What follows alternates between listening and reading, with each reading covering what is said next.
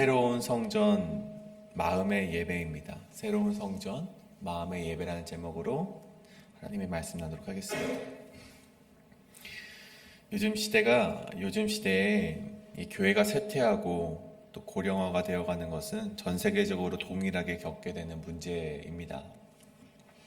그래서인지 교회들마다 각자가 살아남기 위해서 부단히도 노력을 하는데, 어떤 교회는 예배 스타일을 정말 파격적으로 바꾸는 교회가 있습니다. 모든 예전을 없애고 정말 이 사람들이 받아들일 수 있을 만한, 참을 수 있을 만한 예배 스타일로 바꿔나가는 것이죠. 또 어떤 교회는 이 지역사회와의 접점을 좀 넓혀가고자 문화센터라는 이름으로, 아니면 이 카페교회라는 이름으로 새로운 복합공간을 창조하기도 합니다. 또 어떤 교회는 이제 건물 없이 온라인으로만 존재하는 교회를 세우는 교회도 있죠. 각 교회들마다 하나의 사업체처럼 되어서 이 교회가 연합을 하는 것이 아니라 각자 도생하는 모습을 보이고 있다는 것입니다. 근데 우리가 이러한 교회 모습들이 옳고 그른 것인가, 이 판단하기도 전에 이미 이 시대의 교회의 흐름이 그렇게 변해가고 있음을 우리는 이제는 인정을 해야 된다는 것입니다.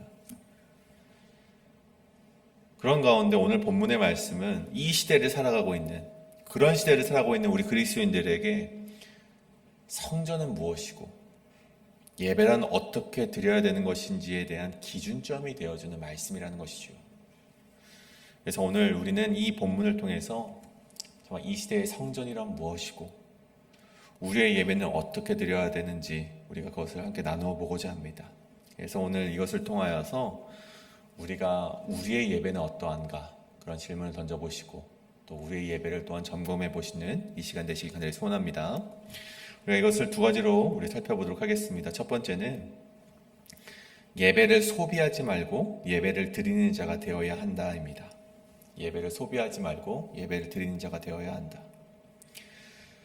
예수님께서 오늘 말씀해 보면 이 6월절이 가까워질 즈음에 명절을 지키기 위해 예루살렘으로 올라가셨다라는 기록이 있습니다. 그 전까지 예수님께서 가버나움에 계셨는데 저 위에 있는 이 갈릴리 가버나움에서 이제는 예루살렘, 아래에 있는 예루살렘, 보통 이제 상징적으로 예루살렘은 올라간다고 표현하지 않습니까? 그래서 예루살렘으로 이 명절을 세기 위해 올라가셨습니다.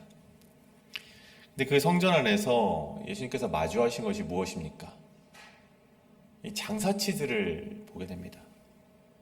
장사치들이 재물을 팔고 로마 돈을 유대인의 돈으로 환전해주고 이 수수료를 챙기는 자들을 마주하게 된 것이죠. 근데 여러분, 왜 이들이 생겨나게 되었는가? 우리가 그것을 먼저 좀 살펴봐야겠습니다. 이들이 생겨나게 된 배경은 아주 단순하죠. 이제 유대인들이 사실은 이 예루살렘에만 살고 있었던 사람들이 아니었습니다. 이 디아스포라라고 불리는 흩어져 살고 있는 유대인들이죠. 그 유대인들이 이 뿔뿔이 흩어져서 살아가고 있었던 시대가 이 시대였는데, 이들이 명절 때마다 이 명절을 지키기 위해서 모두가 각처에서 예루살렘으로 왔습니다. 성전으로 예배를 드리기 위해 왔죠.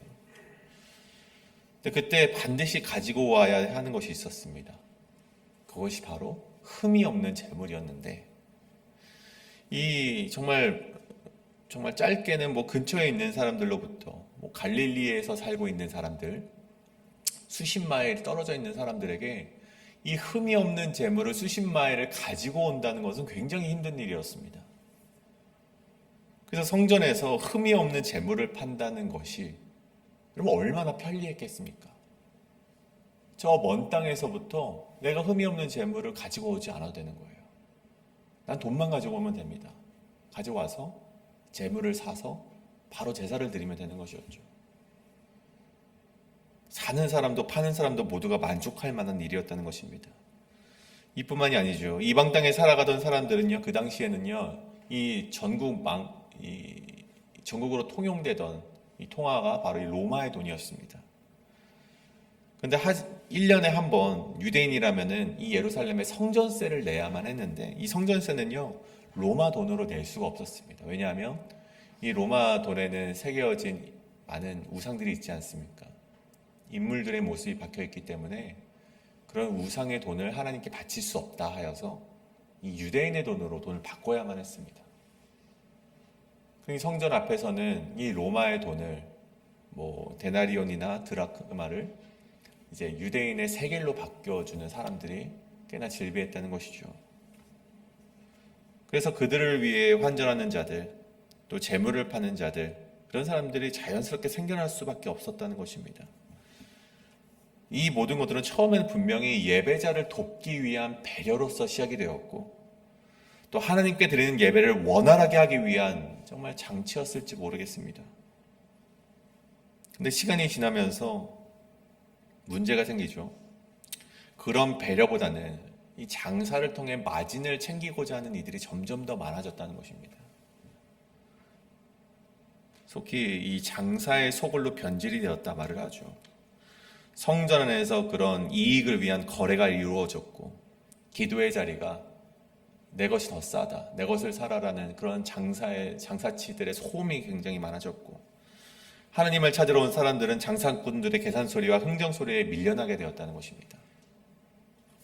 이 성전 안에 이방인의 뜰이잖아요. 가장 많은 부분을 차지하고 있는 이방인의 뜰에 그런 장사치들이 가득했다는 것입니다. 근데 예수님께서 분노하신 지점이 바로 이것이라는 것이죠.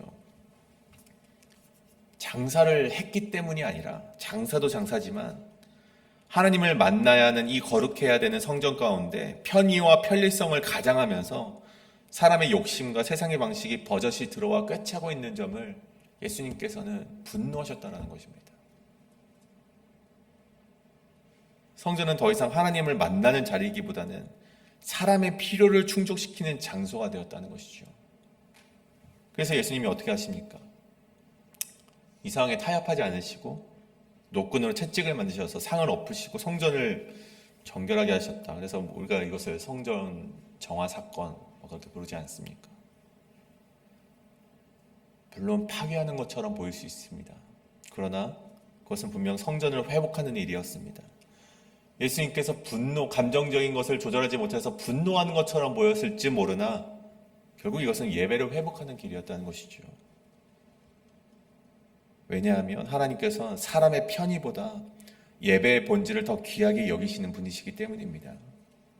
그래서 오늘 우리는 이 말씀을 마주하면서 우리는 우리 스스로에게 한 가지 질문을 좀 던져보길 원합니다. 나는 예배를 드리고 있는 것인가 아니면 예배를 소비하고 있는 것인가? 여러분, 이 두 가지는요 굉장히 큰 차이가 있습니다. 예배를 소비한다는 것이 무엇입니까? 그 예배의 주체가 나인 것입니다. 내가 이 예배를 통해서 무엇을 얻었는가? 내가 이 예배를 통해서 은혜를 받았는가? 내가 얼마나 이 예배에 만족했는가? 내가 얼마나 편안하게 이 예배를 드리게 되었는가? 이것을 생각하고 예배를 드리는 것이면 그것은 하나님께 예배를 드렸다기보다 예배를 소비했다라는 표현이 맞다는 것이고, 반대로 예배를 드렸다는 것은 그 주체가 하나님인 것입니다. 하나님께서 나의 예배를 기쁘게 받으셨을까? 하나님께서 우리의 예배를 진정으로 받으셨을까? 그것을 생각하며 예배를 드리는 자가 바로 진정한 예배자라는 것이죠. 오늘 본문은 우리에게 그것을 묻고 있는 것입니다. 지금 우리의 예배는 누구를 위한 것인가? 오늘 예수님은 그런 분노를 통해서 성전을 비우셨지만 여러분, 그 목적이 단순히 비우는 것에 있었습니까? 그렇지 않죠. 비우신 다음에 예수님께서는 하나님으로 다시 채워지는 성전을 기대하며 그렇게 성전을 정화하셨다는 것을 반드시 기억하시길 바랍니다. 우리의 예배의 중심이 나에게 초점이 맞춰지면 안 됩니다. 오직 우리의 예배와 우리의 성전은 하나님을 드높이기 위한 것임을 기억하시는 저와 여러분 되시길 하늘에 소원합니다. 이것이 바로 첫 번째, 예배를 소비하지 말고 예배를 드리는 자가 되어야 한다입니다. 마지막으로 두 번째는 새로운 성전에서는 우리의 속이 중요하다입니다. 새로운 성전에서는 우리의 속이 중요하다. 그렇게 성전을 뒤엎으신 예수님께 유대인들이 와서 묻습니다. 당신이 이러한 일을 행하니 우리에게 무슨 표적을 보이겠습니까? 예수님을 믿지 못하는 무리였겠죠. 그래서 예수님께 그렇다면 당신 표적을 좀 보여주십시오. 당신이 이렇게 행동하는 이유를 우리에게 증거를 보여주십시오. 자신들의 호기심이나 치우고자 했던 유대인들을 향해서 그런 질문을 받으셨던 예수님께서는요, 이것보다 더한 대답을 해주십니다. 너희가 이 성전을 헐라 내가 사흘 동안에 일으키리라. 완전 그들이 볼 때는 이게 무슨 말인지 이해가 되지 않는 것이죠. 심지어 제자들도 이 말을 이해하지 못합니다. 이 말을 들었던 그 자리에 있었던 모두가 이 말을 이해하지 못합니다. 그래서 22절에 보면 예수님께서 다시 살아나신 뒤에야 그때서야 제자들이 이를 깨닫게 되었다라고 말을 하고 있습니다. 결국 새 시대, 그리고 지금까지도 이어지는 이 시대 가운데 새로운 성전이 세워졌는데 그것이 바로 예수 그리스도다. 그것을 오늘 예수님께서 이 당시 우리에게 말씀해 주셨다는 것이죠. 여러분, 구약시대에 하나님을 만나기 위한 장소는 어디였습니까? 성막이었고 회막이었고 또 후대에 가면은 성전이었습니다. 그 성전 안에서도 지성소만이 하나님을 만날 수 있는 유일한 거룩의 장소였습니다. 하지만 그 거룩의 장소는 아무나 들어갈 수 있는 공간이 아니었습니다. 유대인들은 간접적으로만 하나님의 임재를 느낄 뿐이었고 휘장 너머에 하나님은 가까워 보이면서도 동시에 죄인된 인간은 함부로 다가설 수 없는 너무나 거룩한 공간이었습니다. 그런데 오늘 예수님께서 내가 새로운 성전이 될 것이다 라고 말하는 것, 그것은 무엇을 의미합니까? 여러분, 이것을 너무 자세하게 기록되어 있는 것이 바로 히브리서 10장의 말씀인데 제가 대신하여 한번 읽도록 하겠습니다. 그러므로 형제들아, 우리가 예수의 피를 힘입어 성소에 들어갈 담력을 얻었나니 그 길은 우리를 위하여 휘장 가운데로 열어놓으신 새로운 살 길이요 휘장은 곧 그의 육체니라. 이제는 새로워진 성전 예수 그리스도를 통해서 하나님을 만날 수 있는데 이제는 두려움에 떨면서 그 하나님을 만나길 그 자리에 들어가는 것을 두려워하면서 가지 않아도 된다는 것입니다. 예전에 자신이 거룩하지 않으면 아무리 우리가 회개를 하고 아무리 제사를 드려서 우리가 깨끗하게 되었다 한들 우리가 그 지성소로 나아갈 때 하나님이 가진 거룩을 가지지 못하면 모두가 죽었습니다. 그 거룩성 앞에 모두가 죽음을 맞이하는 그런 두려움이 있었는데 오늘 히브리서가 말하는 것이 무엇입니까? 너희가 이제는 담력을 얻지 않았느냐? 너 죽을까 봐 두려워하는 그런 무서움이 없어지지 않았느냐? 왜? 예수 그리스도를 통하여서 하나님께로 나아갈 수 있게 되었다. 새로운 성전, 예수 그리스도 통해서 그것이 가능해졌다. 그것을 오늘 말씀이 이야기해 주고 있다는 것입니다. 그런데 오늘 본문은 여기서 결론을 내리지 않습니다. 더 나아가서 이 말씀에서 더욱 중요하게 다루는 것이 있는데, 그렇다면 예수님이 성전 되시는 그 시대 가운데 우리는 어떻게 예배를 드려야 되는가? 그것까지도 오늘 말씀이 이야기해 주고 있다는 것이죠. 23절입니다. 많은 사람이 예수님이 행하시는 표적을 보고 그의 이름을 믿었으나 예수는 그의 몸을 그들에게 의탁하지 아니하셨으니 이는 친히 모든 사람을 아시며, 그리고 또 마지막 절, 그 다음 절이 마지막 절이죠. 이는 그가 친히 사람의 속에 있는 것을 아셨음이니라. 사람들이 예수님의 치유 사역과 이 통찰력 있는 말씀으로 굉장히 열광을 합니다. 자신들도 예수님을 믿겠다고 막 사람들이 몰려옵니다. 그래, 이런 기적을 행하시는 예수님이라면 내가 믿어야지. 예수님께 다 나와요. 근데 오늘 말씀에 예수님이 뭐라고 기록되어 있습니까? 예수는 그의 몸을 그들에게 의탁하지 아니하셨다. 의탁이라는 것은요, 에피슈투엔, 이거를 뭐 원어로 보면은 피스티오라는 그런 헬라어가 기록이 되어 있습니다. 그러니까 믿음, 신뢰라는 단어죠. 군중들은 그런 표적을 보고 예수님을 믿으며 나와왔지만 달리 말하면 예수님은 그들을 믿지 않으셨다라는 말씀이 됩니다. 다시 말해서 그들의 반응이 단순히 표적을 보고 반응한 것임을 예수님이 아시고 그들의 반응을, 그들이 내가 이제 예수님을 믿겠습니다라고 나오는 그들의 발언들을 믿지 않으셨다라는 것을 오늘 기록하고 있다는 것입니다. 왜냐하면 하나님께서는 그들의 속을 아셨기 때문이다 라고 기록이 되어 있죠. 그럼 여기서 중요한 것이 바로 속입니다. 속. 우리의 마음을 얘기하는 것이죠. 새로운 시대, 새로운 성전에서 가장 중요한 것은, 이곳에서 예배를 드릴 때 가장 중요한 것이 있다면 우리의 속이라는 것입니다. 우리가 아무리 예수님께 열광하고 그 이름을 믿었다 말았다 한들 우리의 속에 무엇이 있는지에 따라서 예수님께서는 우리의 예배를 받으실 수도 있고 그렇지 않을 수도 있다는 것입니다.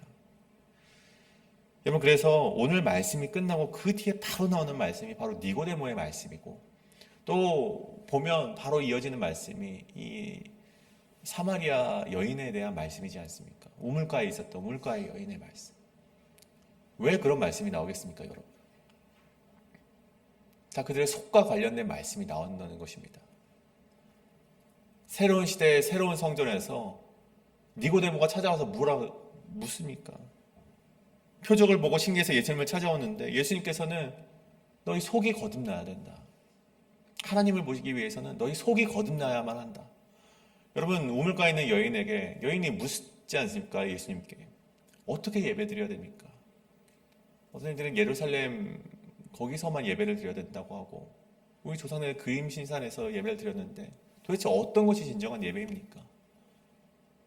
그래서 예수님께서 말씀하시길 하나님은 영이시니 예배하는 자가 영과 진리로 예배할지니라. 너희 속에서 어떤 막 흠이 없는 재물을 가져오고 내가 멋들어지는 어떤 예배, 어떤 그런 양식을 챙기기보다 너희 속에서 영과 진실됨으로 예배를 드려야만 한다. 그것이 진정한 예배니라 라고 말씀하지 않으십니까? 새로운 성전이신 예수 그리스도 안에서 이제는 우리의 마음이 굉장히 중요하다는 것이죠. 사랑하는 여러분, 오늘 우리는 어느 자리에 서 있으십니까? 단순히 표적을 보고 열광하는 군중의 무리에 남아 있으십니까? 아니면 말씀을 알고 있지만 아직 속이 변하지 않은 니고데모입니까? 아니면 상처 많고 연약하지만 진실하게 하나님 앞에 서 있는 사마리아 여인과 같이 서 계십니까? 새로운 성전의 시대 가운데 하나님께서 찾으시는 예배자는 화려한 예배를 드리는 사람이 아니라 편리함에 익숙한 사람이 아니라 자신의 속을 내어드리는 사람임을 반드시 기억하시길 바랍니다. 오늘 이 새벽 하나님께서 우리의 예배를 보시면서 이 사람은 참으로 나를 예배하는 자다라고 말씀하실 수 있도록 우리의 예배가 다시 한번 형식이 아닌 중심으로 겉모습이 아니라 속으로 또 예배를 소비하는 자가 아니라 헌신으로 예배를 드리는 자가 되시길 간절히 소원합니다. 오늘 이것을 놓고 우리가 함께 기도하길 바랍니다. 하나님, 이 새로운 성전이신 예수 그리스도 안에서 오늘도 하나님을 만나는 참된 예배자가 될 수 있도록 우리 삶을 인도하여 주시옵소서. 그냥 얼마나 이 예배가 나에게 편안했나, 편리했나, 이 말씀이 나에게 은혜가 되었나 안 되었나 그것을 따져 묻는 것이 아니라 나를 통하여서 하나님께서 예배를 받으셨는가, 그리고 우리가 얼마나 진정과 우리가 영어로 하나님께 예배를 드리고 있는가, 우리의 속이 단순히 하나님께 열광을 하고 그냥 말씀에만 나의 지성을 채우고 나에게 얼마나 은혜가 됐는지만을 따져묻는 사람인가, 그것을 따지는 것이 아니라 우리의 속이 얼마나 하나님께 예배를 드리고 있는가를 다시금 되새기며 나아갈 수 있는 내가 되게 하여 주시옵소서. 그것을 놓고 이 시간께 통성으로 기도하며 나가시겠습니다. 기도합니다.